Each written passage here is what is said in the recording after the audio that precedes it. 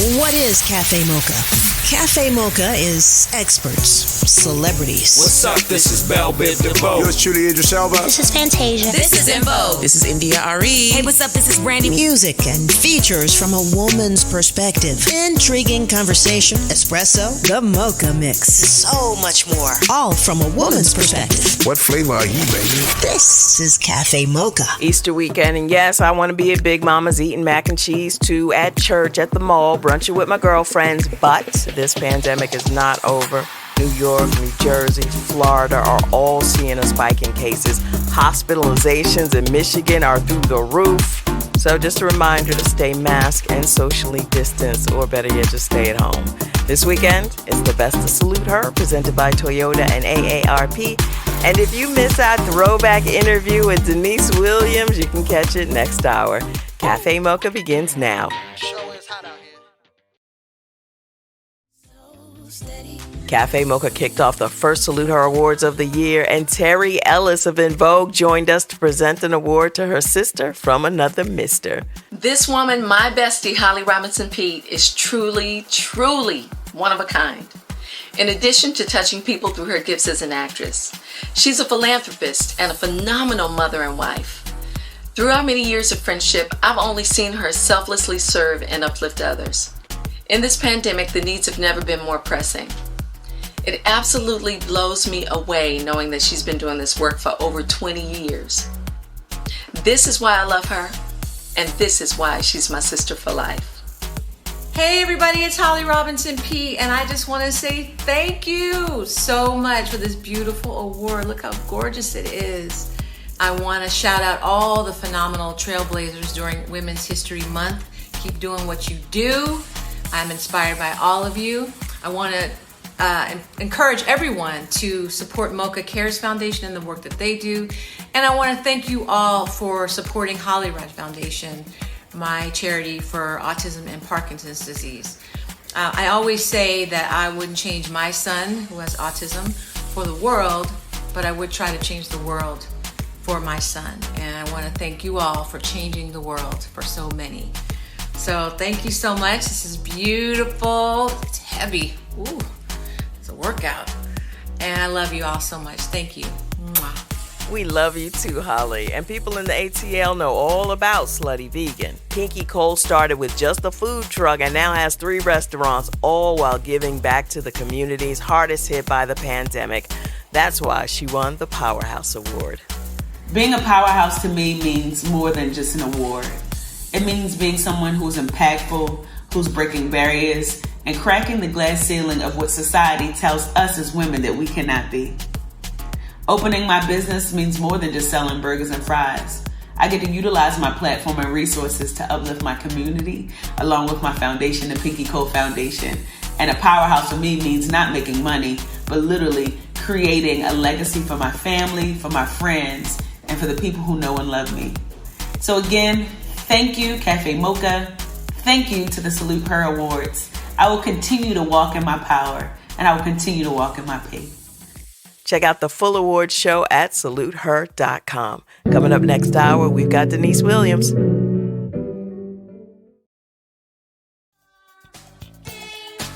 This is the Best of Cafe Mocha Salute Her Awards presented by Toyota and AARP. We honored Deneice Milner with the Champion for Children Award. She's the creator of the brand My Brown Baby. You might not recognize her name right off, but Deneice co-wrote Act Like a Woman, Think Like a Man with Steve Harvey, wrote books with Charlie Wilson, Taraji P. Henson, but her biggest success is as a mom. I've been thinking a lot about motherhood and the motherhood journey and what it means to shine a light on the beauty of Black children. I'm in the middle of writing a novel about Black motherhood, and specifically it examines the ties that bind and whether or not one needs to have a blood relationship with a child in order to love that child fully and with abandon.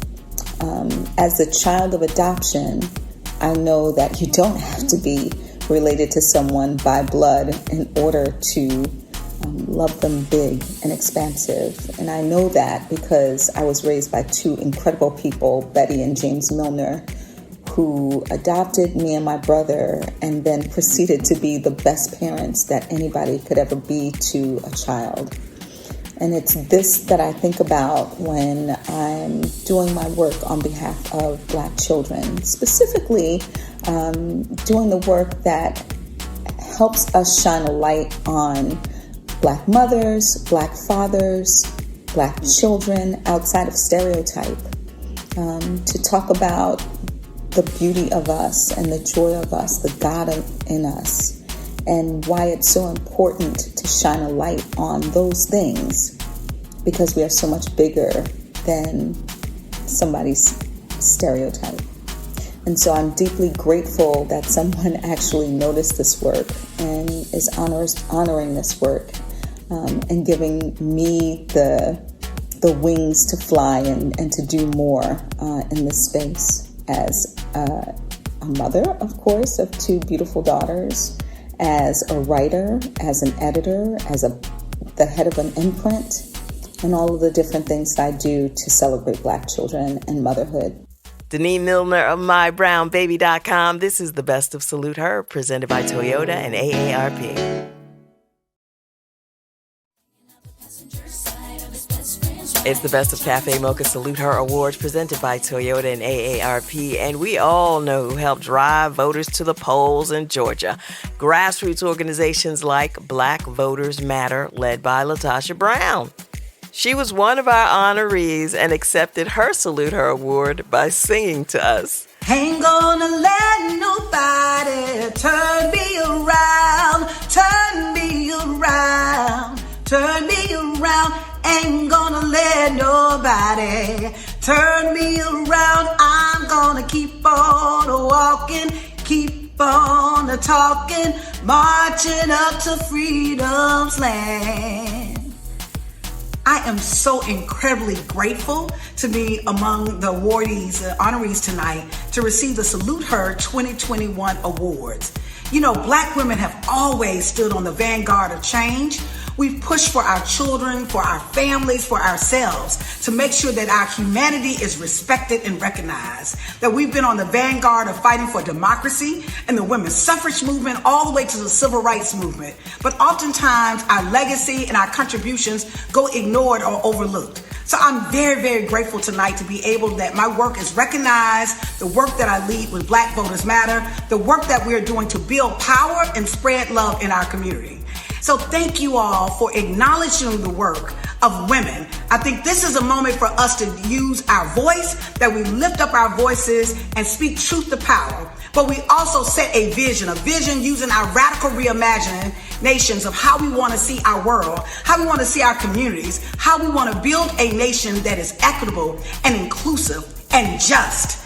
And most importantly, that we're rooted in this value of love. That fundamentally, that the work we do, it is all in service of, for the love of humanity. So thank you. Continue to let your light shine. This is the Best of the Salute Her Awards presented by Toyota and AARP. Go to saluteher.com for the whole show.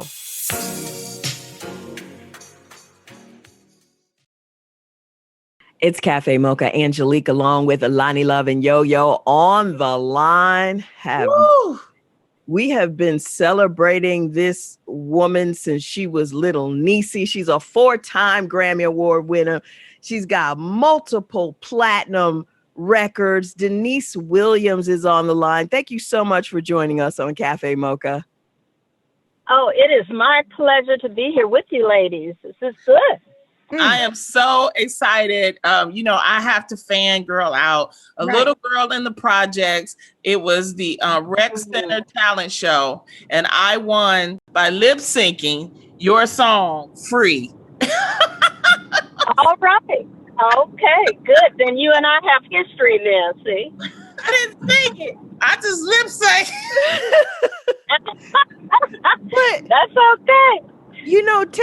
Take us back to Gary, Indiana, and what gave you, small town city, the idea that you could become a famous singer. When did that start percolating for you? Well, I really didn't know that. I grew up in the Church of God in Christ, and my cousins could sing, and when they sang, folks, ran around the church and got slain in the spirit.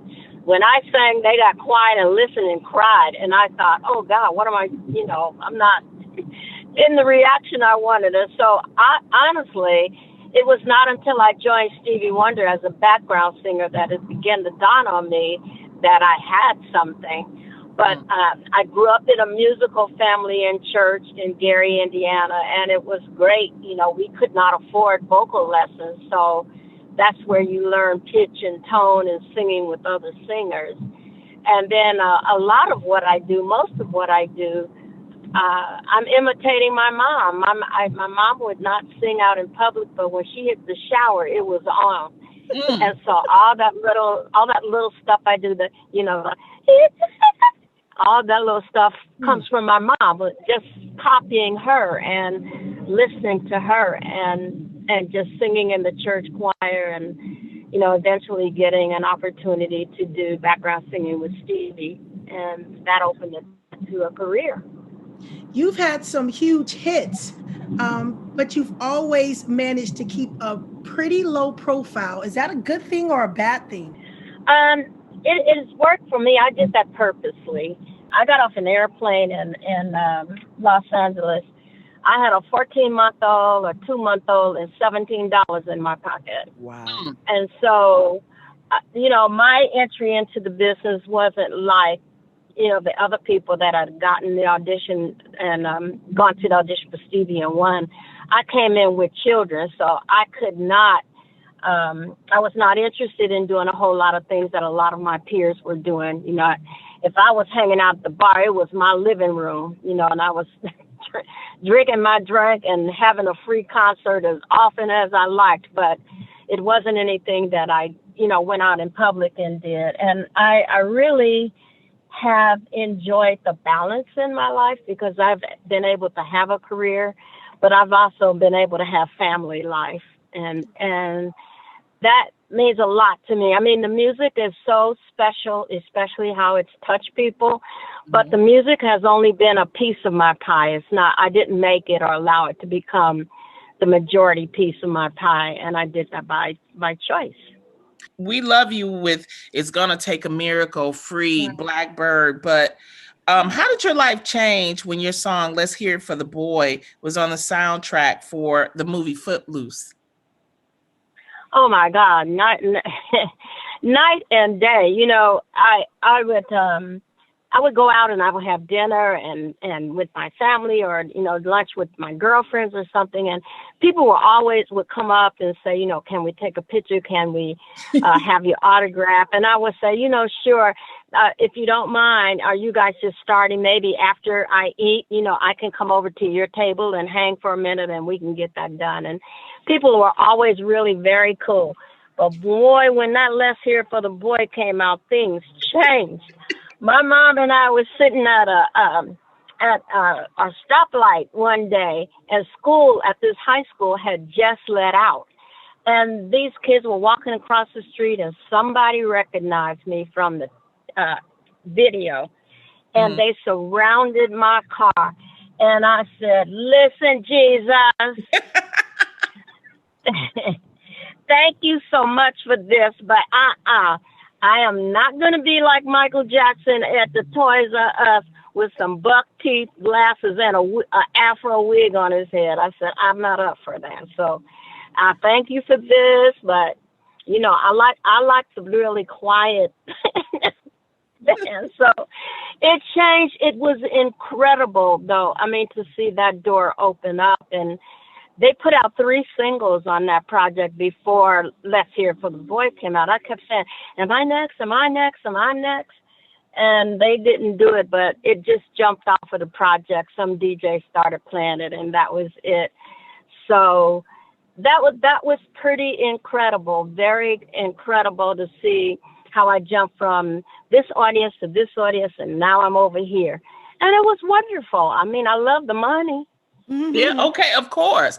And I also loved when you did your duets with Johnny Mathis. How did that come about? Well, I was on the road. I was opening up for Earth, Wind, and Fire because they produced the first project. And I got a call saying, Johnny Mathis wants to do a duet, and he's looking at all of the females on the label, and your name has come up. Are you interested? I said, are you kidding? I said, yeah, I'm interested. I mean, I've been rehearsing with him for years, standing in front of the television when he was on TV, and I was harmonizing and singing with him. I said, yeah, I'm ready. But, girl, this is the funniest part. So I told my mom, I'm going to be going in the studio and working with Johnny Mathis. Girl, what am I going to wear? I got to get a new dress. I said, you're not wearing nothing if you're going up in there like that. I'm not saying My mother was so thrilled, and boy, when she met him, oh my God, that was like one of the biggest things I could have ever done in my career was to sing a song with Johnny Mathis, and my mom, could meet him and things. And he was wonderful to work with. It was funny because he said, I've never sang with anybody before, and you've sang with Roberta Flack and Stevie Wonder. And, he said, could you just tell me what to sing? I said, you want me to tell you what to sing? You're the legend. I'm the neophyte. And he says, no. He says, I don't know. So we went in there. He bought a bottle of wine. And after we had a couple of glasses of communion, we went in there and we had so much fun doing that. And I absolutely, to this day, just love him. I see him maybe once time a year and we'll do something together. But he was amazing. And Lonnie, what he taught me really was the power of humility. Because for him to have been such a huge artist at that time and just to be so humble, it taught me the power of humility and grace. And I will always keep that forever because of his example in my life. Hey, this is Claude Kelly from We Sound Crazy with your Black Music Month Spotlight. Victoria Monet is an American singer and songwriter. As an artist, Monet released the second installment of her Jaguar trilogy, titled Jaguar 2. The album won Best R&B Album and Best Engineered Album Non-Classical at the 66th Grammy Awards and featured hit singles such as Smoke. And so I know I want the generation where that music was their prime to appreciate it, but also my generation to find some of the lyrics fun and use them as captions. So I want to have that juxtaposition. Party Girls and the RAA certified platinum track On My Mama.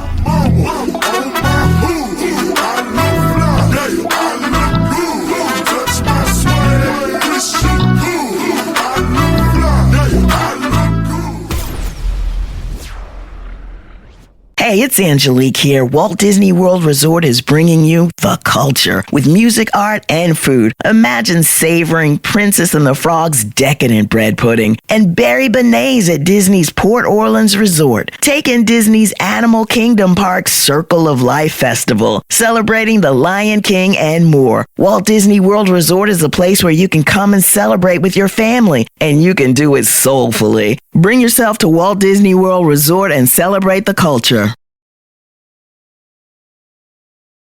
It's really interesting because I've been on radio, almost 4.5 decades. Yep. And I did not think that people would love the music and be as wonderful and supportive as they have been. I have to thank the fans because it was not me. When I was asking God, I said, God, if you give me a condominium on Lakeshore Drive in Chicago and a new Thunderbird every 5 years, I promise I won't beg you for nothing else. So we put our bar so low, don't we? The Thunderbird. Come on now. I said Thunderbird every 5 years, and I promise I won't beg you for nothing else, just my condo and the Thunderbird. I laugh sometime at how small our prayers are to a God that is so huge. It's Cafe Mocha. We're talking to Deneice Williams. Her new single is When You Love Somebody. Let's talk about the 4 decades leading to this new single. I mean, did you think that after all these years you'd be still making music and on the charts? No, because I really didn't. I've been telling my sons for 2 years, I'm ready to retire. I'm not singing another note. I'm going out on a high note. They said, Mom, you can't retire. You just tired today. Go get your little rest and you'll be all right. And I kept saying, I'm ready to retire. I'm ready to retire. I was at the airport and one of the Delta agents said, after she helped me with my ticket, she said, Miss Williams, I heard you. Somebody said you want to retire. You can't retire. I said, listen, I did not intend to be dancing around on these legs at this time in my life. Okay. All right. Y'all need to leave me alone. So I'm in LA with one of my sons, and he says, Mom, we're having meetings. He said, Mom, I got one more meeting that I want to take, and then we'll head back home because I live in Las Vegas. I said, okay. So he says, I'm going to go over here. A friend of mine from high school is producing and a songwriter, and I want to talk to him about another friend. I said, okay, I'll go. So we go to the studio, and of course, I know Emil from when they went to school, so I give him a big hug, and I go and sit in the corner while they have their meeting. After the meeting is over, Emil walks over and he says, Miss Williams, I love your voice. I love your music. I've got some tracks I always wanted to write with you. What do you think? If you hear something, can we do something together? I said, okay, play them for me. And so he puts on the first track, and I didn't hear anything. I said, no. And then he puts on the second track, and I'm sitting there, and all of a sudden, I say, when you love somebody and you dance, I said, okay, push the red button. I'm ready. And so I left out of there with the track. And then he emailed me and said, will you send me some lyrics? And I said, okay. So I sent him some lyrics. About 2 weeks later, he sent me the demo with the lyrics, and they had another person singing it. And I said, oh, that came out nice. I really like that. He says, yeah, no, but can't nobody sing it like you're going to sing it. Will you please, the next time you come in, will you please sing it? I said, okay. So I go in the next time, I put it down. And about a month later, I decided to play it for my cousins and their kids and some of the grandkids. And they started dancing and singing the song. I said, oh, well, maybe I got something. Hey. So I called up Emil and I said, Emil, I play the song for people and they like it. He said, Miss Williams, I've been telling you for 2 months that song's a hit. I said, okay, all right, okay. I got a little money. God's good. I'll put it out and see what happens. And that's what, then here I am. See? Woo! It's so good. Miss Deneice Williams. It's just, Yo, you got a question? Miss Williams, to witness your success throughout these 4 decades and the desire, like you said, the process you went through in creating this new single, wanting to retire, saying that I'm not going to, give these, I'm going to give my legs a break. I'm going to go out on a high note is what a lot of people intend to do.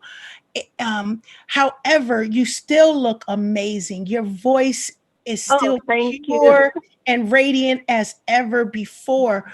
I mean, is it ever, can you go forever? Can our legends continue to prosper? I will go as long as I can do it on a certain level because I know what people expect from me. People expect a high level of performance from me. They want to hear a certain thing from me, and I want to give them a certain thing. I don't want to give the people that have loved me and supported me, I don't want to give them nothing less than my best. So as long as I can still vocally do what I'm able to do, and I still look well and I'm still healthy, I believe I would do it because I have gotten to the place where I said, as long as I'm healthy, I'm emotionally healthy, I'm physically healthy, I'm vocally healthy, as long as those things are going on and God continues to let me do that, I will continue on. Because one thing my youngest son said to me is, Mom, if you can't sing or you're not well, that's one thing. But it would be an atrocity for you not to use the gift that God has given you. And hopefully I encourage others. there is longevity. I mean, I sat there the year Let's Hear It for the Boy came out, and I gave it up because it was the year of Tina Turner with What's Love Got to Do with It. And, Let's Hear It for the Boy was nominated for, I think, at least in 3 categories. But I said, I love Tina Turner. She has been somebody that I looked up to, and this has been a hard struggle for her. Let's give it to her. And so I think that if you can still do it, then do it. I unfortunately have a lot of my peers that can't do it, and I wish they wouldn't do it. Do you find yourself? We ain't saying no names.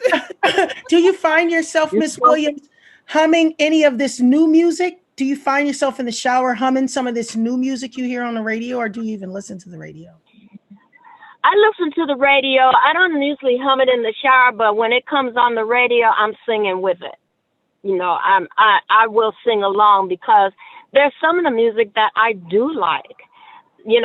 Some of it I don't, but that's okay because when we were coming up, my mom didn't like everything that my generation did. So that's going to be expected. Music is cyclical. We will enjoy some things and some things we won't. And that is the power of choice. But when I hear something and I like it, I'll hum along with it. I'll go for it. If nothing else, to keep my chops up. All right. Deneice Williams, thank you so much. This has been such a pleasure talking to you. We are huge fans. Thank you so much. Thank you, guys. And I look forward to one day us getting some hugs and meeting in person and being able to chat. And it's been wonderful. Thank you guys for taking out the time to talk with me. Enjoy the music. Enjoy your evening. I'm getting ready to have me some communion. Okay? Hey, me too. God bless you. All right. I love her. All right. All righty then. Take care, Miss Williams. Bye-bye. Take care, babies. Bye-bye. We got London on the track. Loving our brothers, men with strength, wisdom, assertive, and genuine in their spirit. It's the Cafe Mocha Swag Awards, hosted by Rashawn McDonald. Thank you, ladies. This is Rashawn McDonald here from Money Making Conversation. This week I sat down with Cafe Mocha Swag Award winner Michael Eric Dyson. We talked about his latest book, Long Time Coming, Reckoning with Race in America, breaking down all the facts in brilliant detail about the racial events that have taken place in our country's history. Do I want to share the horror of what happened to Ahmaud Arbery? Yes. So I wanted to lay that out. Look, I did the, quote, spade work. I did the shoe leather on the pavement kind of work. Mm-hmm. I went and dug up the facts. I listened to the transcripts of what was happening there. I looked at the film. I looked at the breakdown. I looked at the timing. He had no possibility of self-defense. He had committed no crime. And out of wanton disregard for his life and the stereotypical pursuit of a black man as an animal, they went and hunted him down and shot him and killed him. And I wanted every element of that to be brought to the fore, the detail to be rich so that people could understand exactly what went down. If you want to hear this full interview and more, visit moneymakingconversation.com. Keep winning. Here's your dose of espresso. Strong, hot news now. This is the Espresso. The trial against the officer who killed George Floyd began this week, and one of the first witnesses was a mixed martial arts fighter who begged cops to stop, and when that didn't work, he called for help. At some point, did you make a 911 call? That is correct. I did call the police on the police. Right. And why did you do that? Because I believe I witnessed a murder. Another powerful moment was the 9-year-old who witnessed what happened. How did it affect you? I was sad and kind of mad. And tell us, why were you sad and mad? Because it felt like he was stopping his breathing, and it kind of like hurting him. One witness was clearly tormented and filled with regret. It's been nights. I stayed up apologizing and apologizing to George Floyd for not doing more, not saving his life. That's the Espresso. Happy Easter. Please stay safe, stay masked, and socially distanced if you go out. We're cooking an intimate little dinner right here at the house. No company, no eating out, because most of this country is experiencing a fourth wave of COVID-19. That's right. In the words of Teddy Riley, it ain't over. The COVID ain't over. Cafe Mocha is a production of Miles Ahead Broadcasting in partnership with Compass Media. Executive producer Sheila Eldridge. For comments, booking, or more information, visit cafemocharadio.com. Hi, this is Chuck Harmony from We Sound Crazy with your Black Music Month Spotlight. Missy Elliott is a pioneering American songwriter, rapper, singer, and producer. She emerged in the 1990s as part of the R&B girl group Sister and gained widespread recognition for her innovative approach to performance and music production. Me, I'm super fly, super duper fly, super duper fly. Me, I'm super fly, super duper fly. In 2020, Billboard ranked her at number 5 on their list of the 100 greatest music video artists of all time. And in 2023, Elliott became the first female rapper inducted into the Rock and Roll Hall of Fame. Being the first to be inducted in the Rock and Roll Hall of Fame means so much to me because I never thought that in a million years, like that's probably the top tier of making it as an artist.